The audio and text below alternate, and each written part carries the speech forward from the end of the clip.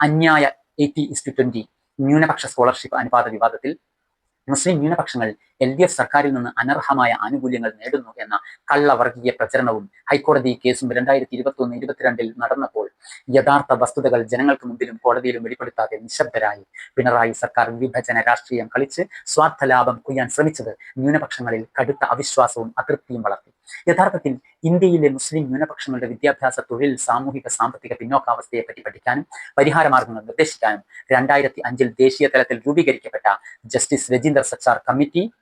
Report പ്രകാരം കേരളമടക്കം ഇന്ത്യയിലെ മുസ്ലിം ജനവിഭാഗങ്ങളുടെ സാമൂഹിക, സാമ്പത്തിക, വിദ്യാഭ്യാസ, തൊഴിൽ മേഖലകളിലെ വളർച്ചാ നിരക്ക് പട്ടികജാതി, പട്ടികവർഗ വിഭാഗങ്ങളെക്കാൾ വളരെ പിറകിലാണ്. അതിനാൽ സച്ചാർ കമ്മിറ്റി റിപ്പോർട്ട് അനുസരിച്ചും കേരളത്തിൽ അത് നടപ്പാക്കാൻ 2007 രൂപീകരിച്ച പാലോളി കമ്മിറ്റി റിപ്പോർട്ട് പ്രകാരവും കേരളമടക്കം ഇന്ത്യയിലെ പിന്നോക്കാവസ്ഥയിലുള്ള മുസ്ലിം മതന്യൂനപക്ഷത്തിന്റെ സമഗ്ര വളർച്ചയ്ക്കും അവരെ പൊതുധാരയിലേക്ക് കൈപിടിച്ചുയർത്താനും വേണ്ടി അവർക്ക് പ്രത്യേകമായി തന്നെ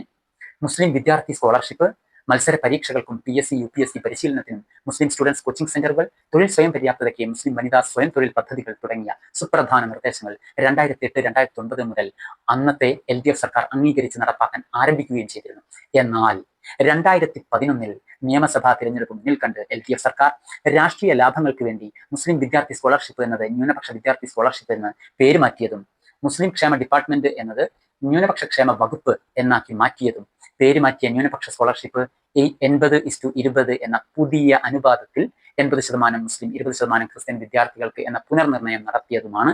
2021-22 ചൂടേറിയ 80:20 രാഷ്ട്രീയ വിവാദങ്ങൾക്കും സംഭവിക്കാൻ പാടില്ലാത്ത സാമുദായിക വർഗീയ ധ്രുവീകരണങ്ങൾക്കും അനീതികൾക്കും കേരളത്തിൽ വഴിമരുന്നിട്ടത്.